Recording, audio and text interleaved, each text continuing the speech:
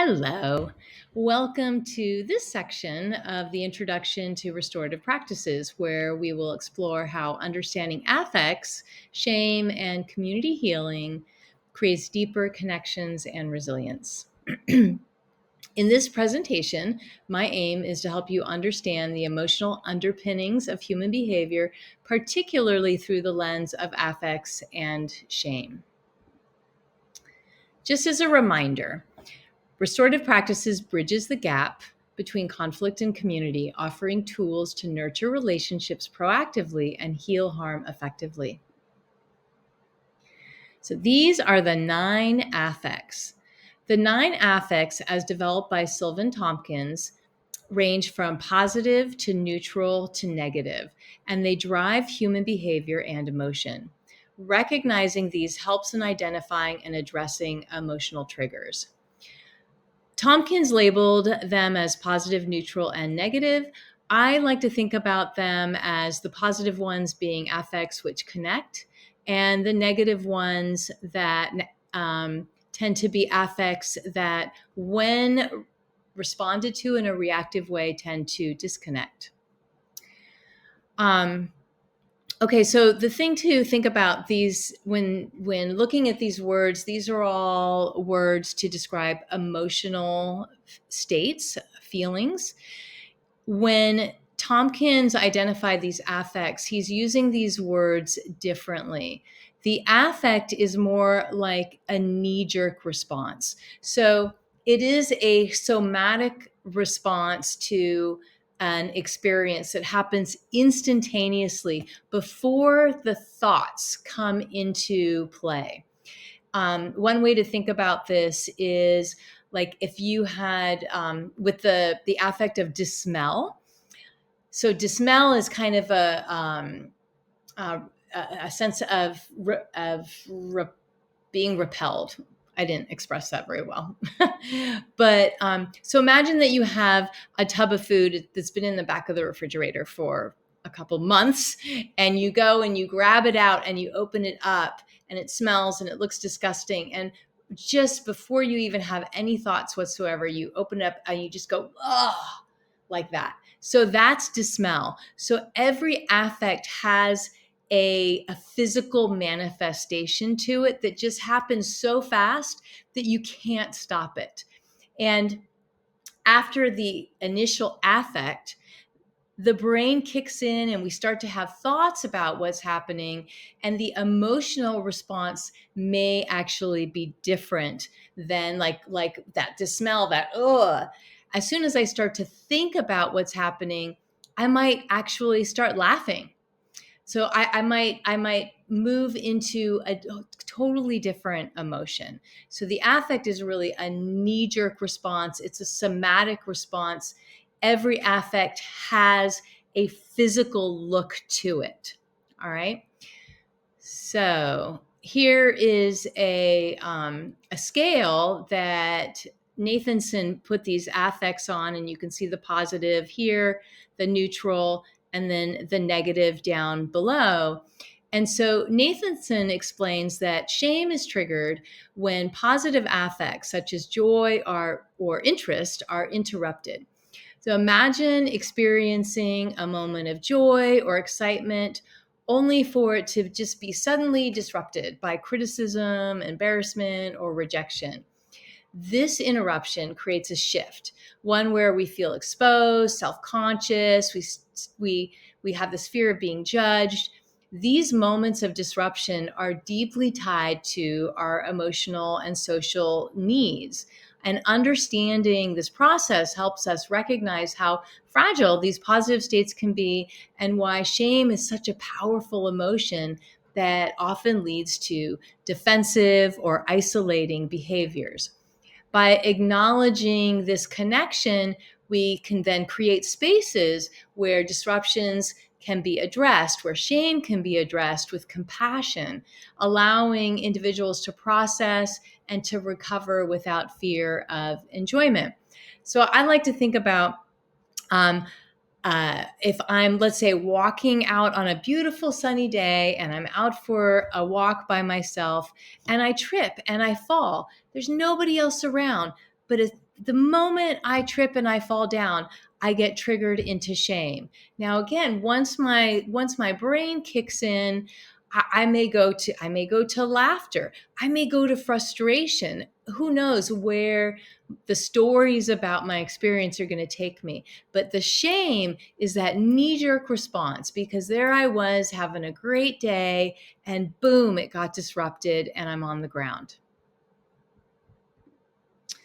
So, the compass of shame was developed by Donald Nathanson. And shame, as described by Nathanson, is this universal and powerful affect. The compass of shame shows us how people typically react to shame by withdrawing, attacking themselves, avoiding the feeling, or by lashing out at others. These responses, while natural, can hinder relationships and community cohesion.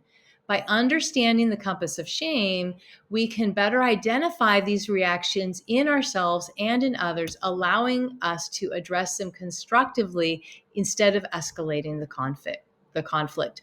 So, when you see somebody withdrawing, when you see somebody attacking another, or when you feel yourself attacking yourself, when you see somebody avoiding, ask yourself, what might this person, or what might I be having some shame around? Because there's a really good chance that when you see these kinds of behaviors, that shame is a big factor. So here's just a picture of the compass of shame, and you can see the 4 points with the 4 different destructive reactions to shame. So, how can we address shame in a restorative way in restorative practices? Restorative practices can really help communities, as you can see, recognize shame response and create safe spaces. Addressing shame is central to the restorative practice. When shame is acknowledged in a supportive environment, it can be a transformative force. For example, in restorative conferences, participants are guided through a process where emotions are freely expressed, leading to greater understanding and accountability. This transition from negative affects like shame to positive ones can really foster healing and trust within the community, making integration and connection possible.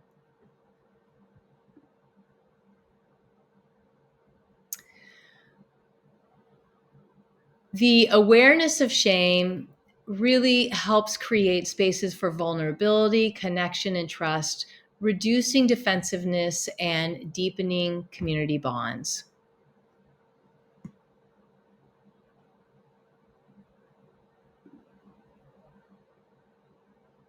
Shame and the longing to belong. Shame is deeply tied to the human need for belonging. When we feel shame, it often triggers a fear of being cast out or isolated, which can deeply impact our sense of safety and self-worth. Communities that intentionally create spaces for compassionate expression of shame really help reduce this fear. By welcoming individuals into a process of emotional sharing, we affirm their place in the community, ensuring that they feel valued and connected.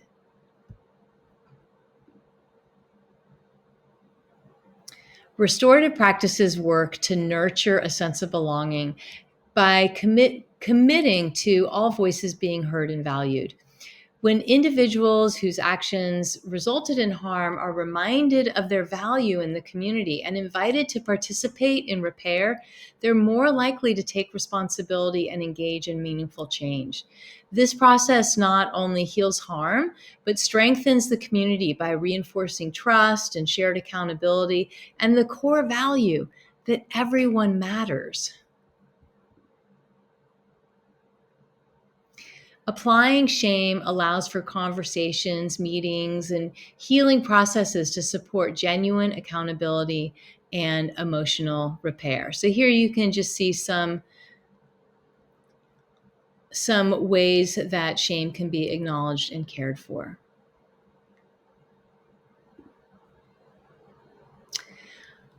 Reflecting on shame, both personally and as a community, may help you enable some growth, healing, and some opportunities to foster trust and resilience in yourself and in your community. So I encourage you to pause the video and just take some time to reflect on these questions. When have you experienced shame, and how did you respond? And maybe look at different situations, because there's a really good chance that certain kinds of situations trigger you into one response of shame, and another kind of situation might trigger you into a different shame response. And then consider what helps you move through shame constructively. On a community level, it could be really helpful to consider how your community recognizes and responds to shame. And what practices do you think could promote healing and accountability when shame arises? That's it for today. This information comes from all sorts of resources, and certainly willing to give more. If you're wanting more and to talk more about this, just reach out to me. Bye.